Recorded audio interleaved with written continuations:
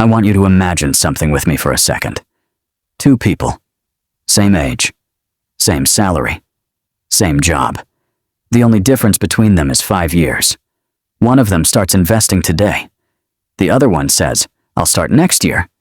And then next year becomes the year after. And somehow, 5 years quietly slip by. Here's what almost nobody tells you about that decision. The version of them who started 5 years earlier doesn't just end up a little ahead. Based on real compounding math, a saver who starts contributing at 25 instead of 30 can retire with almost $1.5 million, compared to just over $1 million for the person who started only 5 years later, Fidelity. A gap of roughly $450,000, despite only investing $30,000 less, Fidelity in total. Read that again. $30,000 less invested. $450,000 less at the end. That's not a typo, and that's not exaggeration. That's just what time does when you take it away from money. This video isn't going to be another generic start investing lecture. I want you to actually feel the weight of what waiting costs. Not just see a number on a screen, but understand it in your bones. Because I think if more people truly understood this, procrastination on this one decision would feel a lot less comfortable than it currently does. The lie we tell ourselves. Here's the thing about delay. It never feels like a big decision in the moment. Nobody wakes up and says, today, I will cost myself hundreds of thousands of dollars. It's never that dramatic. It's always small, quiet, reasonable-sounding excuses. I'll start once I get a raise. I'll start once things settle down. I'll start next month. This month is just complicated. And each one of those sentences sounds completely rational in the moment you say it. But here's what's actually happening underneath that reasonable-sounding sentence. You're not delaying a decision. You're making one. Every month you tell yourself, not yet, is a month you've actively chosen not to invest. It doesn't feel like a choice because there's no dramatic moment attached to it. There's no signature on a form, no big red button you pressed. It's just silence, and silence feels safe.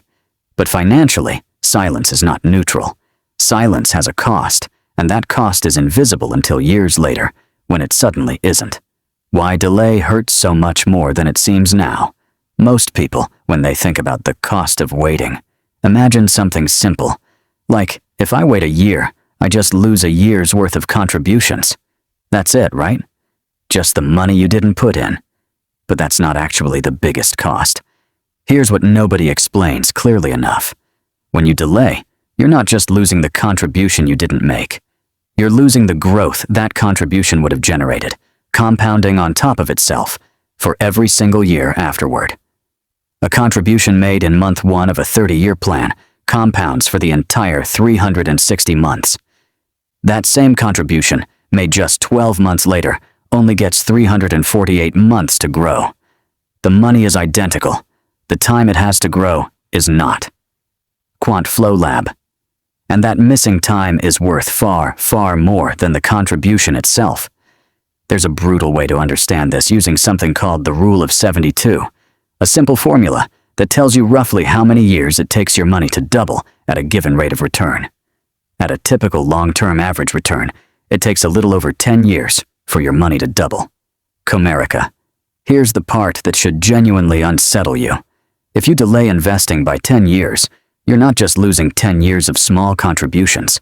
You're losing your entire final doubling period.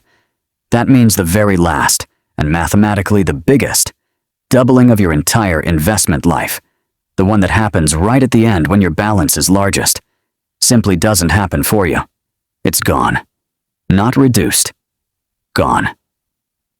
A real example, with real numbers.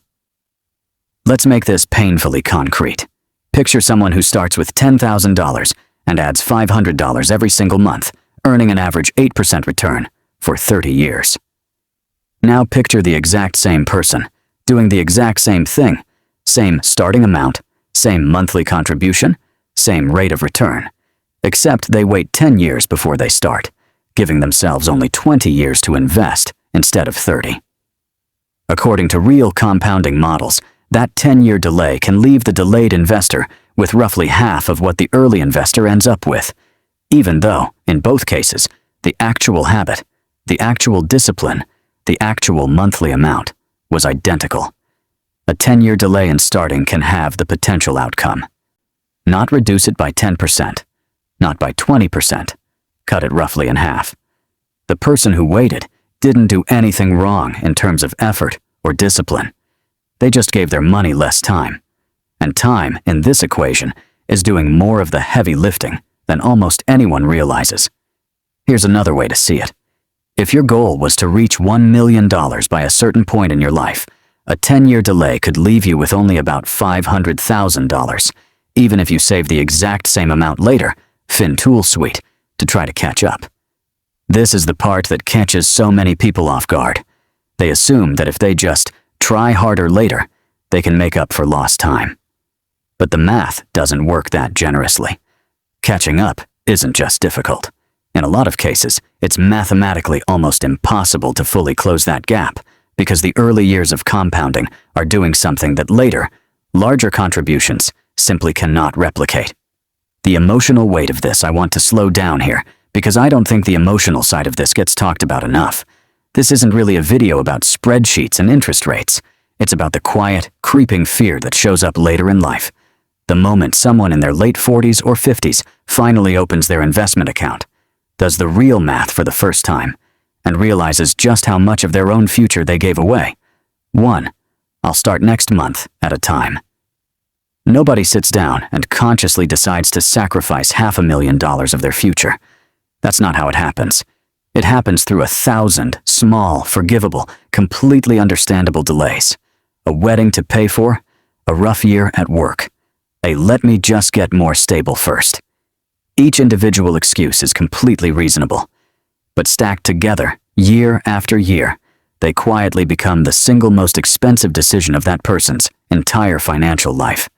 And the cruelest part is, it doesn't announce itself. There's no alarm bell, no warning label, just years passing by, feeling completely normal, until one day, the math catches up all at once. But here's the hope in all of this. Now, I don't want this video to just sit in fear, because fear without direction just creates anxiety, not action. So here's the part that should genuinely give you hope, especially if you're watching this and thinking, I've already waited. The data doesn't just punish late starters, it also rewards anyone who starts today, regardless of how late today feels.